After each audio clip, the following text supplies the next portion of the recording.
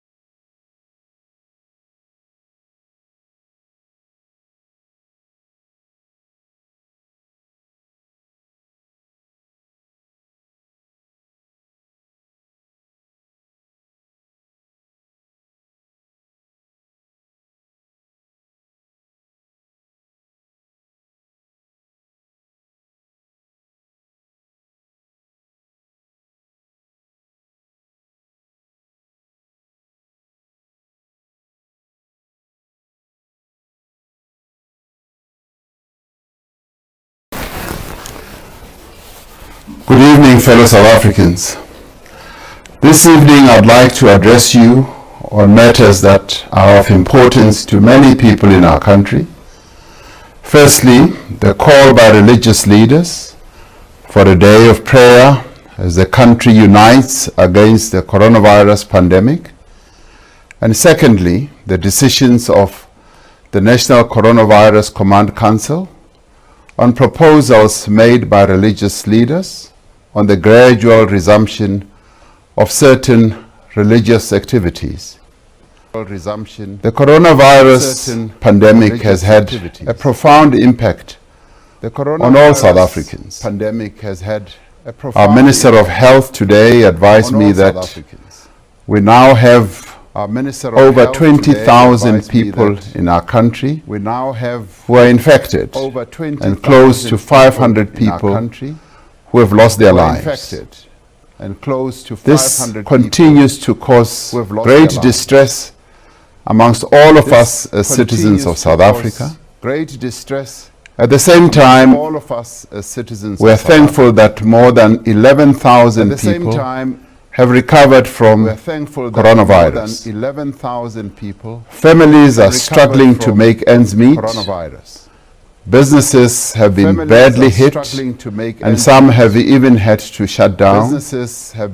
People have lost their jobs, and sources of income have dried up. People have lost their jobs. Because of the restrictions under the nationwide lockdown, we've been unable to move around, to go to work, to study, to meet friends and family, and to attend religious services.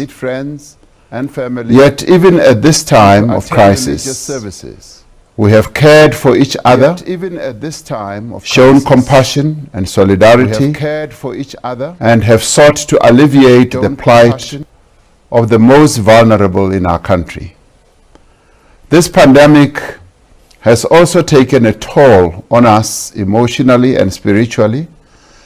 It has shaken our sense of well-being and security. Many of us are anxious and fearful of both the present and the future. As a nation, we have a responsibility to respond to this aspect of the pandemic with as much effort and urgency as we have responded to the health crisis and as we have acted to relieve the economic and social effects on our people. We have a responsibility to also take care of the spiritual, psychological, and emotional well-being of all South Africans. In helping our nation to cope with these difficulties, we acknowledge and welcome the call that has been made by our religious leaders for a day of prayer. Prayer will comfort and strengthen us as we continue to confront this pandemic. When I addressed the nation on Sunday, I said that we've been discussing with the religious leaders who have made a number of proposals around a gradual resumption of some religious activities and the manner in which they would like to exercise their functions. The National Coronavirus Command Council discussed the proposals put to us by our religious leaders and has determined that we should accede to the proposals put forward in accordance with certain norms and standards. South Africans are a people of deep faith. Our faith is what has seen us through many dark times and has sustained us.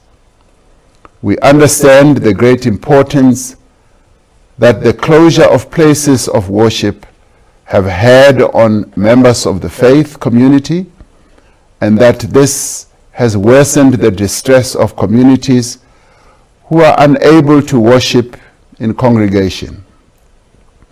Our leaders in the faith community provide spiritual guidance, care, and counseling to millions of South Africans, and we are immensely grateful that from the beginning of our task in addressing this health crisis, they have stood with us and provided advice, guidance, support, and encouragement from the very beginning.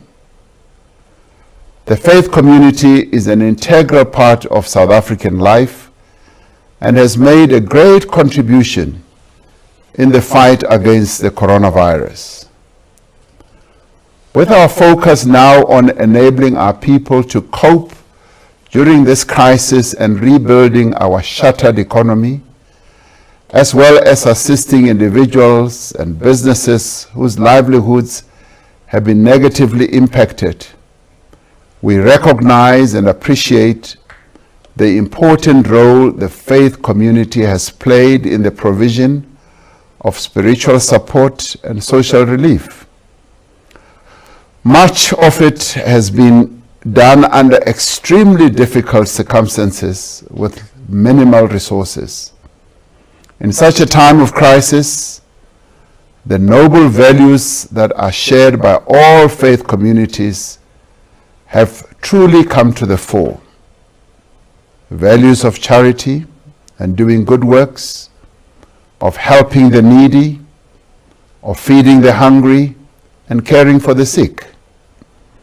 Although the nationwide lockdown has curtailed the activities of our faith-based organizations, we have strongly felt their presence.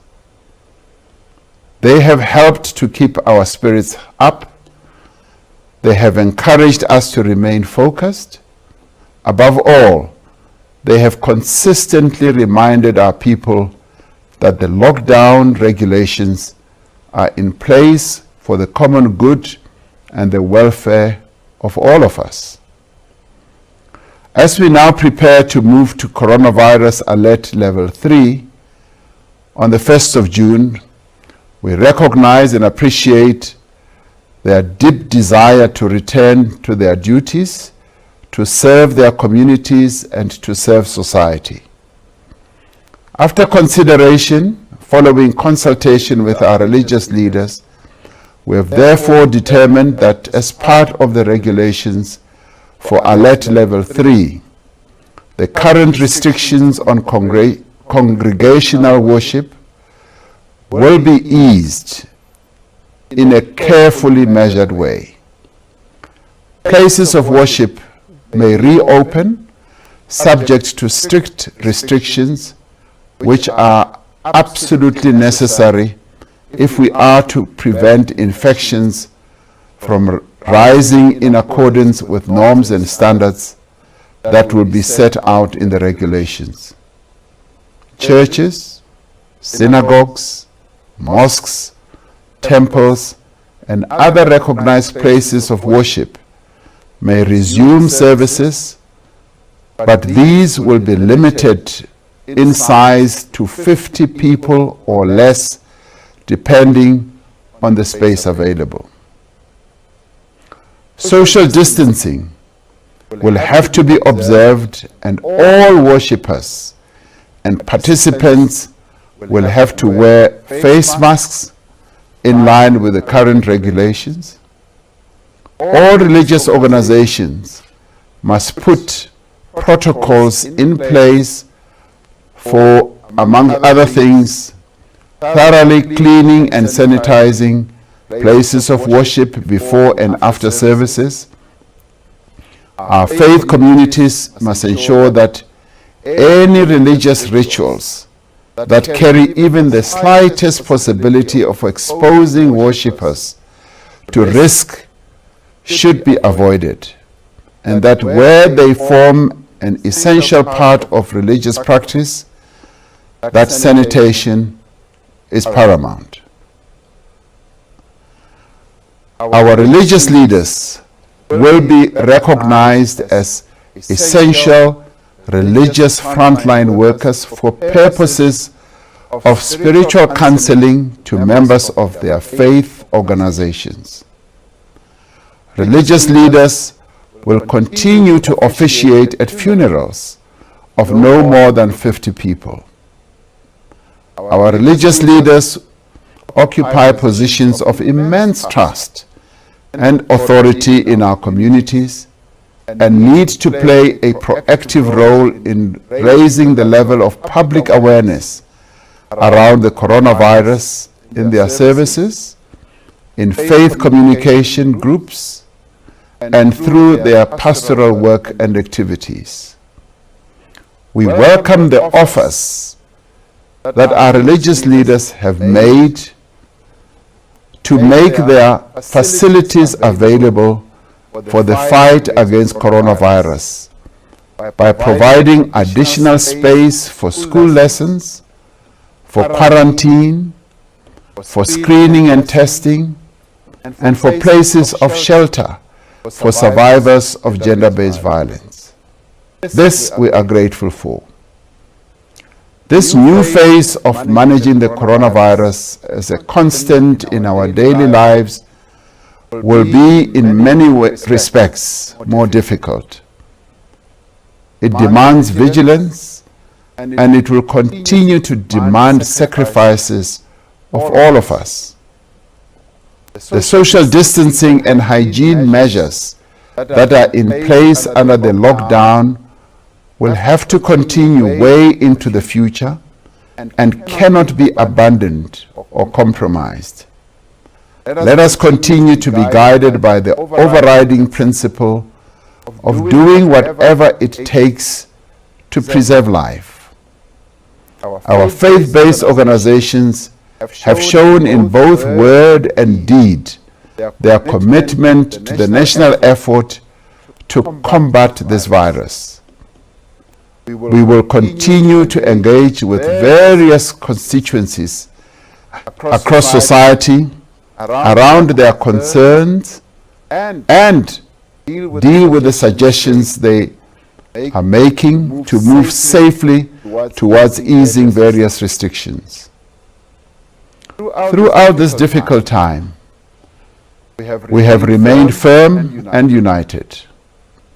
Yet we know the race is far from won, and that the collective energies and efforts of all our people will be needed now as never before. I therefore urge all South Africans to heed the call of the leaders of our various faith communities for a national day of prayer, which they have delineated as Sunday the 31st of May, when we will once again come together to pray for the healing of our land and the protection of our people. On this day, wherever we may be, I call upon all of us to turn our thoughts to all those who have been affected by this pandemic, to also turn our thoughts to the families of those who have lost their loved ones. On this day, we should remember those who are working to keep us safe, those who are suffering and grieving. Whether you are a person of faith or not, there is one belief that unites us, and that is our belief in South Africa, in its people, in their courage, and in their ability to overcome even the greatest of tribulations. As we worked tirelessly to heal the divisions of the past, so too will our united action bring us healing from this pandemic.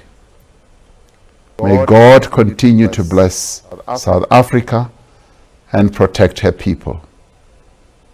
I thank you once again.